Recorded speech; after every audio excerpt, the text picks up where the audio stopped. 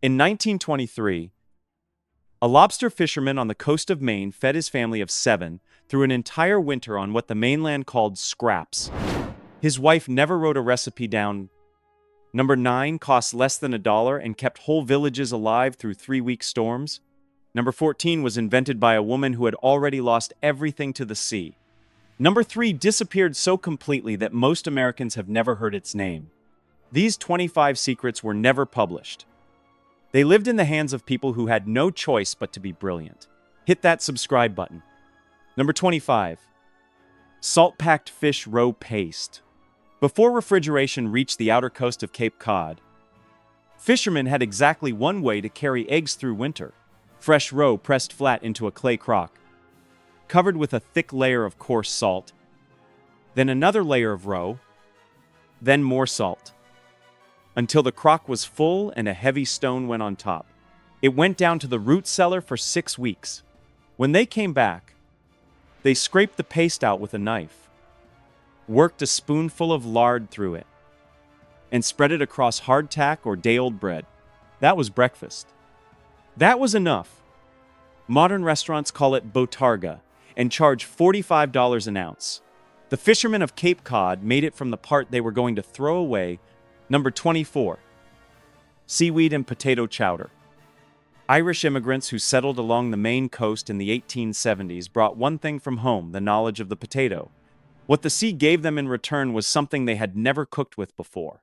Bladder wrack grew thick on the rocks just below the waterline, free for anyone willing to wade in and pull it loose. They soaked it to soften it, dropped it into a pot with 4 roughly cut potatoes and enough water to cover. No cream, no butter. The seaweed broke down as it cooked, releasing a natural starch that thickened the broth from the inside. Salt. Nothing else. They ate it standing because the table was already full. Nobody called it chowder then. It was just the third night's supper. Today, restaurants in Portland, Maine serve it as coastal forage soup and charge $14 a bowl. Number 23. Smoked hardtack fish crumble. In the interior villages of Alaska, where supply boats stopped coming when the ice moved in, the winter kitchen was defined by 2 things: dried fish and hardtack. They broke the hardtack apart on a flat stone, not with a knife, just pressure until it became rough crumbs. The smoked fish came apart in their hands, pulled into shreds. They pressed the 2 together in a pan set near the fire, close enough that residual fat from the last smoking could bind everything into something that held its shape. 4 minutes. They called it poor man's seasoning. It kept them alive for 6 months out of every year. Number 22.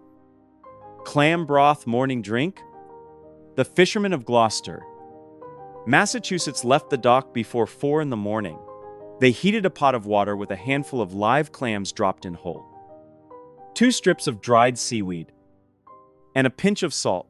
15 minutes of simmering turned the water a pale gold that smelled like the ocean on a warm afternoon. They strained it into a tin cup and drank it standing at the kitchen door before stepping out into the dark. Nobody called it bone broth. Nobody called it a superfood. It was just what kept their hands steady enough to pull the nets. Number 21. Ash-roasted oysters. Along the Chesapeake Bay in the 1890s, oysters were not a luxury. They were what you ate when you had nothing else. A waterman could gather a full bucket in an afternoon by wading the shallows and pulling them off the rock faces with bare hands. They built a fire of oak on the beach, let it burn down to hot ash, and buried the oysters directly in the coals. No foil, no wrapping. 3 minutes.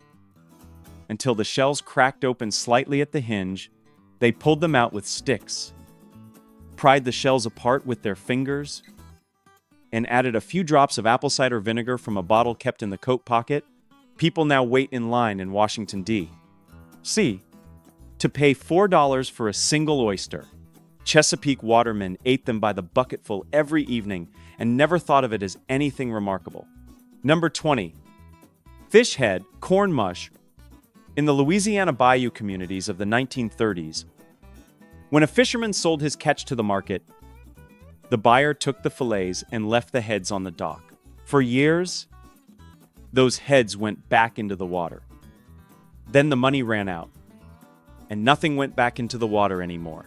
They put the heads into a cast iron pot, covered them with water, added 2 fistfuls of yellow cornmeal and a piece of dried onion, and cooked it over low heat for an hour, stirring slowly so the bottom would not catch. When the liquid had reduced by half and the cornmeal had pulled every bit of flavor from the bones and the flesh around the jaw, they ladled it into bowls and picked the meat from the heads right there at the table. The cheeks came off in one clean piece. That was the best part. Nobody wasted the best part. Number 19. Brine pickled kelp strips. The Scandinavian fishermen who settled the Oregon coast in the late 1800s knew how to pickle. In Norway, they pickled cabbage, turnips, anything that grew. On the Oregon coast, the kelp beds offshore were deeper and thicker than anything they had seen before. They harvested it at low tide, cut it into long strips, the width of a finger, and heated apple cider vinegar with salt and a pinch of sugar in a 2-to-1 ratio. They poured the hot brine over the kelp in glass jars, sealed the lids, and lowered them into the cellar. 2 weeks later, they opened them alongside smoked fish or ate the strips alone as something to chew between meals. Those jars now appear on grocery store shelves across the country labeled as sea pickles. Priced at $12 each, the label mentions nothing about Oregon. It mentions nothing about the people who worked out this method 130 years ago. These recipes did not disappear on their own. In the years following World War II, the American food industry spent heavily to convince coastal families that the old ways were primitive, canned goods were modern, packaged fish sticks were progress. The message repeated in magazines, on the radio, and in the new grocery stores appearing in towns that had never had them before was that cooking from scratch, especially from scraps, was something you did only when you had no other choice. These villages had always had another choice. They simply chose not to take it. They did not lose these recipes. They were told to forget them. Number 18. Salted cod and bread porridge. In the winter of 1936, snow closed the roads into a fishing village on the coast of Maine for 3 weeks. No trucks came in, no stores opened. Salted cod sat in the wooden barrel in the back room. Bread had gone hard from the week before. They soaked the cod overnight in cold water, changing it twice to pull the salt down. In the morning, they tore the bread into rough pieces and put it in a pot with the flaked cod and enough boiling water to cover everything. They cooked it low until the bread dissolved and the cod came apart and the whole pot thickened into something pale and dense. 3 weeks of snow, 7 people in the house. The barrel held. Nobody went hungry. Number 17. Smoked eel dipping sauce. The eels of the Chesapeake were so numerous in the early decades of the 20th century that watermen caught them by hand during low water season. They smoked the eels on wet oak for 4 hours low and slow, just enough heat to drive out the moisture without cooking the flesh through. After it cooled, they peeled the skin back, worked the meat off the bone, and mashed it with apple cider vinegar and coarse black pepper until it became something spreadable.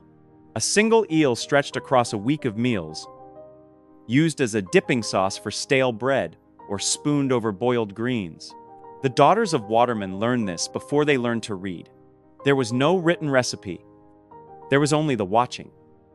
And then the doing. Number 16. Rockweed-wrapped baked clams.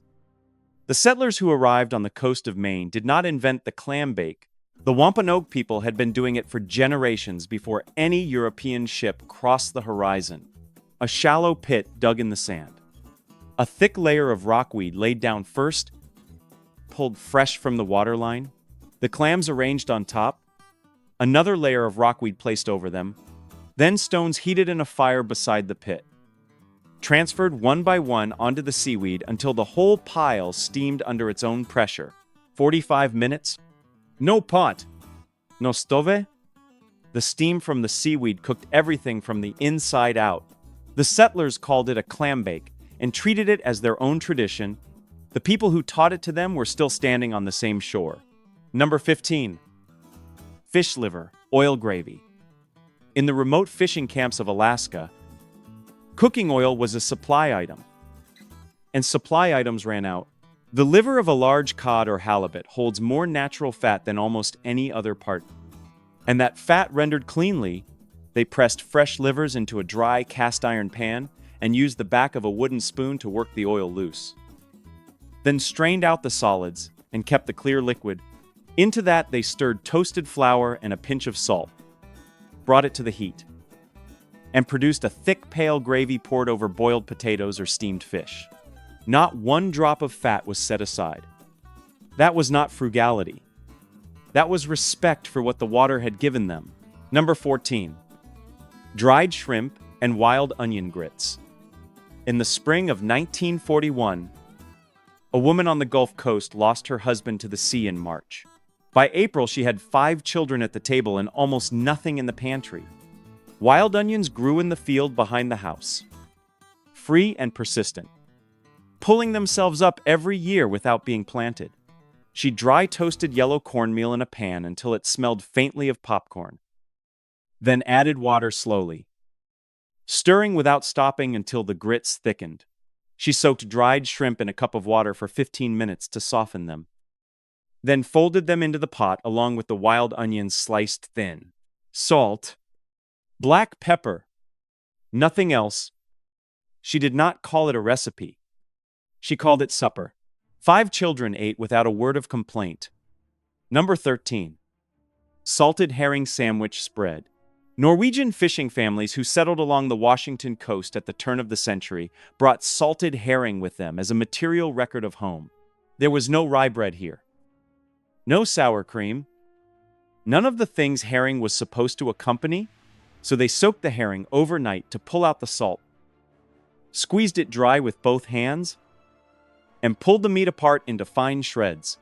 Into that they worked rendered lard, whipped to a soft consistency, and a handful of white onion minced so small it almost disappeared, a drop of vinegar to balance the fat, spread thick on white bread gone slightly stiff. That was lunch through every fishing season for decades. The old ones in those communities still recognized the smell not because it was remarkable, but because it was home. Number 12. Crab shell stock. On the Outer Banks of North Carolina, after the crab was eaten, someone stopped and looked at what they were carrying to the door. The shells went back into the kitchen.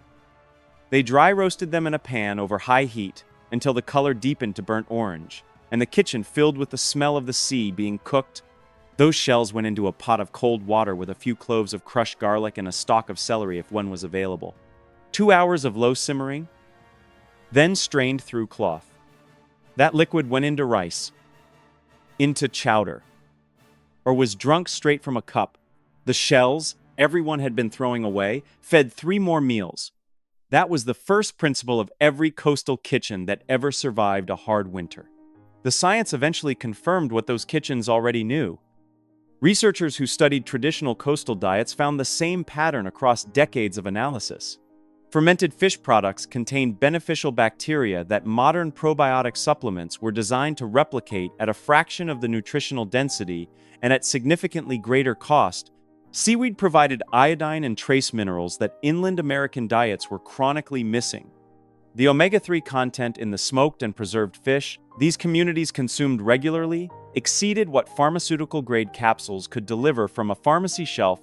These people were not cooking the way they did because they had no other option. They were cooking the way they did because the results were measurably superior. They were not cooking poor. They were cooking smart. Number 11. Fermented fish paste butter. In the fishing villages of coastal Maine in the 1910s, butter arrived by supply boat and was rationed accordingly. What they had in abundance was small fish. They packed anchovies and herring scraps into clay jars in layers with coarse salt, 1 part salt to 3 parts fish, covered the top with cheesecloth, and left the jars at room temperature for 3 weeks. What came out was thick and sharp and entirely different from what had gone in. They pressed the solids through cloth, mixed the paste with rendered lard until it became spreadable, and kept it in a cool corner of the kitchen, spread on bread like butter. Scientists who analyzed similar preparations decades later described them as probiotic-dense fermented protein spreads. The people of coastal Maine called it poor man's butter. Both descriptions were accurate. Number 10. Smoked mackerel and crackers. In the 1890s, the mackerel runs off the New England coast came in faster than anyone could sell them. Fish that could not go to market within 2 days would spoil, so they smoked them 6 hours over apple wood at low temperature, enough to drive the moisture out without cooking the flesh through. Leaving the smoke to work its way evenly from skin to bone, the finished fish kept for 2 weeks without refrigeration. They broke pieces off by hand, set them on hard crackers with a small amount of pickled vegetable on the side. Simple and complete. 9 cents covered a full week of lunches. The patience required was the smoking itself. Everything after that cost nothing. Number 9. One-pot oyster cornbread. On the Gulf Coast in the 1930s, there was an older woman whose knees had given out. She could not stand long enough to cook 2 things at once. She made a batter from cornmeal, egg, and buttermilk, poured it into a lard-rubbed cast-iron skillet, set over low coals, and pressed fresh oysters into the surface one by one before she sat back down. 20 minutes. The oysters cooked inside the bread. Their liquid moved through the cornmeal during baking and flavored it from the center outward. When it came out, it needed nothing else. No sauce. No side. The whole village remembered that skillet. The woman who invented it never stood long enough to take credit for it. Number 8. Dried fish skin crisps. When Pacific Northwest fishing operations began processing salmon at scale in the early 20th century, the fillets went to market and the skins went onto the ground. Someone took the skins home. 3 days scraped clean and stretched on wooden frames in the wind until they dried hard and translucent as parchment. Then dropped into a pan of hot rendered fat. 40 seconds. Each piece swelled and blistered and came out rigid. Salted while still hot. Eaten immediately. People discarded these for 100 years. They appear now on tasting menus in San Francisco at $16 a portion. The preparation is identical. Nothing has changed except who is eating them. Number 7. Kelp and bacon fat spread. The Norwegian fishing families of the Oregon coast needed fat on the table. Bacon was something they kept. Kelp was something the ocean delivered to the shore every morning.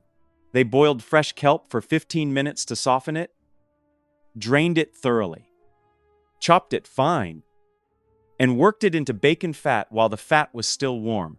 A pinch of salt and a few drops of vinegar to cut the richness. It firmed as it cooled into something dark green and deeply savory that spread across bread like a soft pâté. They did not call it a fusion of traditions. They did not call it anything. It was what was available. It was lunch. Number 6. Smoked clam and potato fritters. The children of Gloucester fishermen understood from an early age that money required work. Their mothers taught them to mash boiled potatoes while still hot. Mix in smoked clams pulled from their shells and chop small. Bind it with 1 egg and a handful of flour. Shape it into cakes, no thicker than a finger, and press them flat into a pan of hot lard 3 minutes on each side until the surface browned. The children sold them at the docks for 3 cents each to men coming off the early boats. Nobody taught them to run a business. The situation taught them. The fritters were good enough that people came back. Number 5. Saltfish and molasses glaze. For 2 centuries, the kitchens of New England fishing families kept 2 things in permanent supply. Salted fish from the barrel in the cellar and molasses from the merchant ships, stopping along the coast, trading up from the Caribbean. Salt fish soaked overnight, then glazed with a mixture of molasses, water, and vinegar in equal parts. Cooked down until slightly thick, brushed on the fish before it went over the coals. After 5 minutes, they brushed it again and turned it. The molasses caramelized against the heat, pulling tight against the flesh and a surface lacquered dark and faintly sweet against the salt underneath.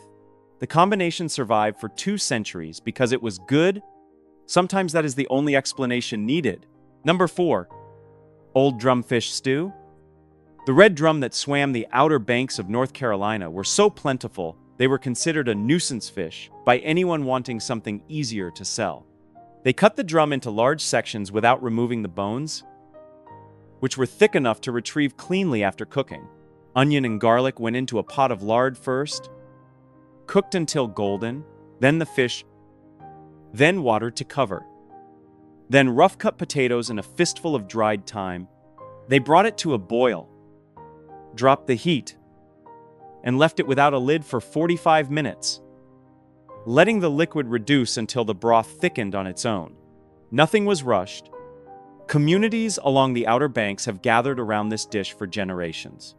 Not because it is complicated, because it is theirs. Number 3. The fisherman's widow bread.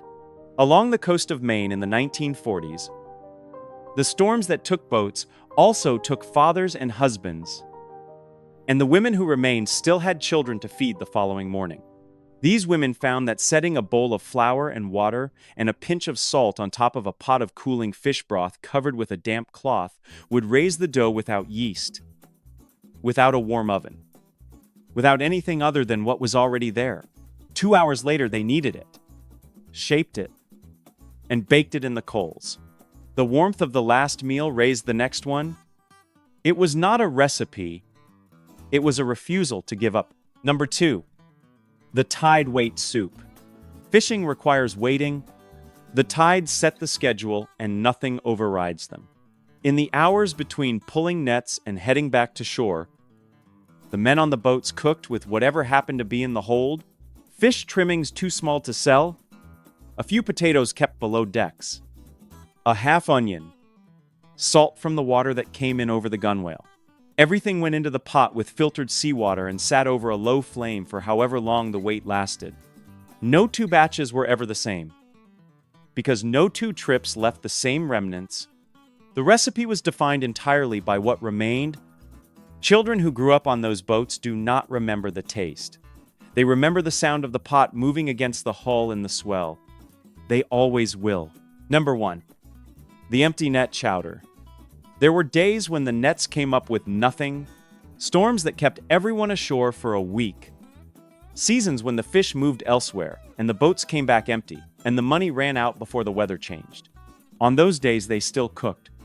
They filtered seawater through cloth, brought it to a boil, worked in a fistful of cornmeal to thicken it, and added whatever the beach had given up that morning, a handful of mussels, a piece of kelp. They tapped each mussel against a rock to confirm it was alive. Only the living ones went in. They set the bowls on the table. They sat down. The meal had almost nothing in it. The act of making it had everything. These were never just recipes for poverty. They were proof that skill and memory and the refusal to waste anything can outlast any shortage the sea throws at you. Make one of these this week. Not a modern version. The real thing. Sit at a table, not a couch. Eat slowly, then come back and tell me which one your grandmother made. This knowledge belongs to all of us.